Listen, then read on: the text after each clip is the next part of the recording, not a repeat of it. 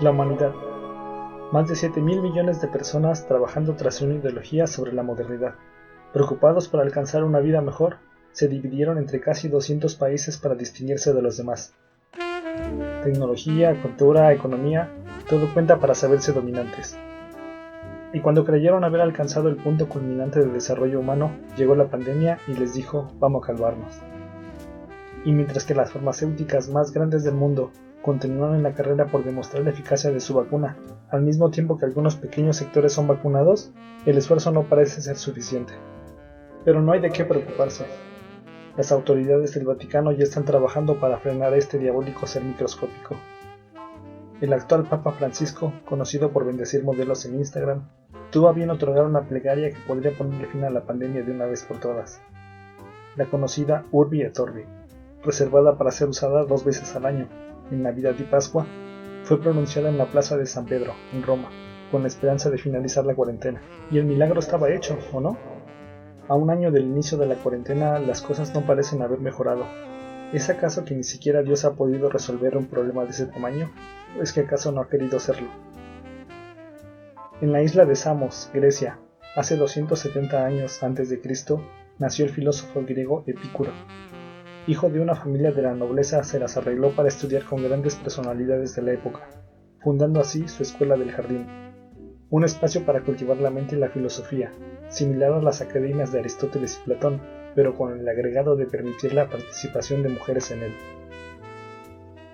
Y si la equidad de género no te parece suficiente para ganarse tu agrado, Epicuro es también conocido por formular uno de los mayores argumentos en contra de la existencia de Dios, conocido actualmente como el problema del mal o la paradoja de Epicuro. El problema del mal plantea una serie de preguntas encadenadas que deben ser contestadas con un sí o un no bajo la siguiente premisa. ¿El mal existe?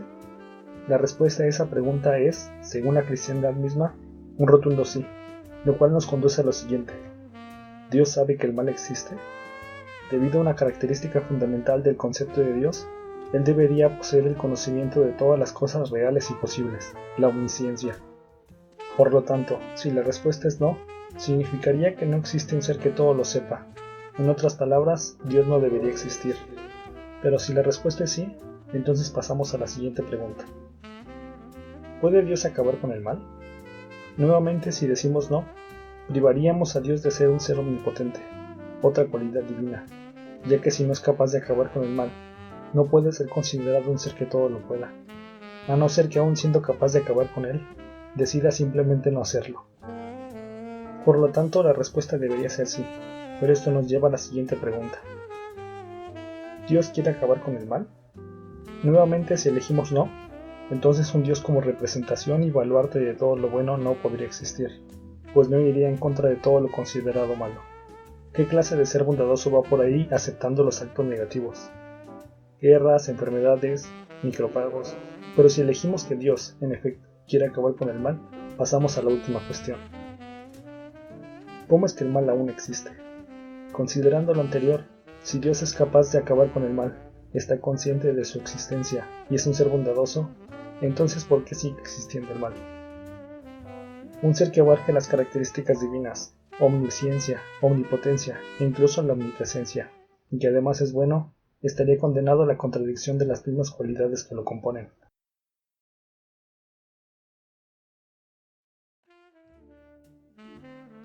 Después de darle vueltas al asunto, algunos pensadores y eruditos cristianos estaban seguros de haber encontrado la respuesta al problema del mal. Concluyeron que las malas acciones, es decir, la manifestación del mal, era consecuencia del libre albedrío. Hasta este día, mis pobres y tiernos robots no pueden exterminar a la humanidad sin que se les ordene. Lo siento. Ay, no, no es tu culpa. Aunque en la Biblia no está escrita la frase libre albedrío, conservadores y académicos religiosos consideraron que se describen algunos versículos del libro. Hoy pongo al cielo y a la tierra por testigos contra ti, de que te he dado a elegir entre la vida y la muerte, entre la bendición y la maldición. Elige, pues, la vida para que vivan tú y tus descendientes. Según la RAE, el libre albedrío significa la libertad de la resolución, una libertad que brinda a su portador la autonomía de regirse por sí mismo fuera del impacto de terceros. Pero el término libertad es abiertamente debatido, pues no existe una cosa como una libertad consciente y predominante. Más bien se limita a poder elegir entre las opciones que se presentan, respetando el contexto de posibilidades. Vulgarmente entendemos al libre albedrío como hacer lo que se te venga en gana sin estar atado a una resolución divina.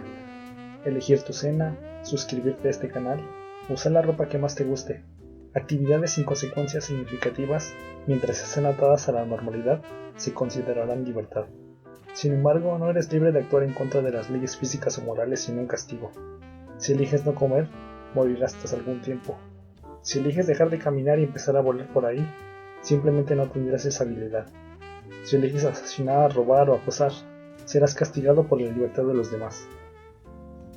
La capacidad de discernir entre tus opciones se vuelve lo más cercano a una cualidad divina que el ser humano jamás tendrá.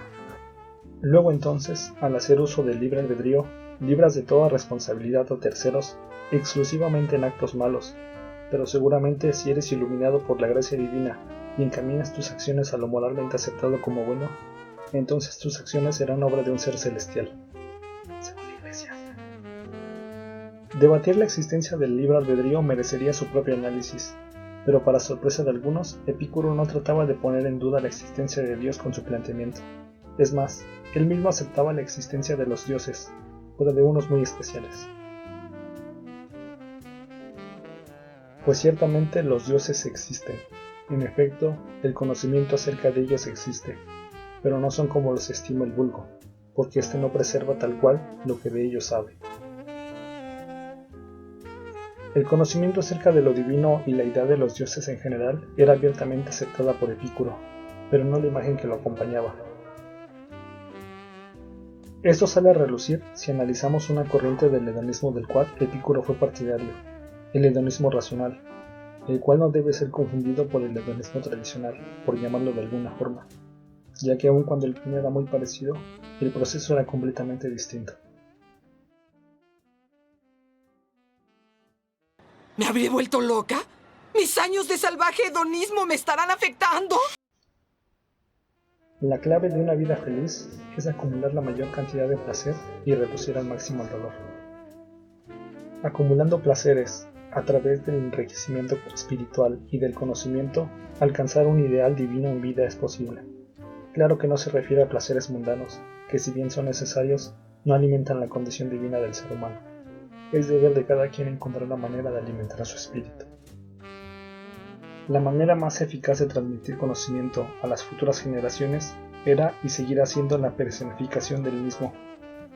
Tratar de explicar los fenómenos que, aunque conocidos no eran entendidos del todo, pasaban a representar un reto para cualquier civilización que deseara sobrevivir. Por ello resultaba eficaz darles nombre y naturaleza. Los 10 mandamientos como leyes de convivencia entre una comunidad no hubieran sobrevivido al conocimiento común si no fuera por la carga espiritual que representan. La palabra de Dios ejerce más presión que unos cuantos mortales a cargo. Sin Perséfone, Deméter y Hades, las estaciones del año y la llegada de la primavera como sistema para organizar la cosecha, la sociedad hubiese sucumbido ante temporadas negras sin alimento. Morir peleando por proteger tus tierras, con la ventaja de ser recompensado en el Valhalla, suponía tener muchos guerreros y una sociedad floreciente. Entonces, ¿cuál es la respuesta correcta para el dilema del mal? Desde una perspectiva agnóstica, es posible aceptar la existencia de un Dios a medias. Estarás limpio, educado y lo más importante, seguirás el código agnóstico. No podemos saber con certeza si Dios o Cristo existe. Es posible que un ave reptil enorme esté a cargo de todo. ¿Podemos estar seguros? No, así que no tiene sentido discutirlo. Repítelo conmigo. Dios, ¿debo dormir con 6 personas? ¿Cuán pobres somos? Oye, no mencionamos el nombre del Señor en vano aquí, por si hay alguno. En ningún momento un ser tangible dotado de características divinas, pero sí de un ideal de pensamiento que ha sobrevivido como ningún otro. Es necesario entender que el mensaje no está codificado, ni espera ser interpretado por un grupo de señores con grandes vestidos. Más bien narra la forma en que se entendía el mundo, y pretendía mostrar sus virtudes contando sus historias sin esperar a que fueran replicadas. Ya sabemos lo mal que puede ser adaptar viejas costumbres a momentos y situaciones actuales, justificando algún pasaje de la Biblia, o en su defecto, interpretando a su antojo cualquier versículo. Por último, Muchos autores han tratado de dar respuesta al dilema haciendo uso de elementos del lenguaje con el que está escrito, pero han errado la intención de la paradoja. No negar la existencia del conocimiento de Dios, solo negar la imagen que se profesa de él.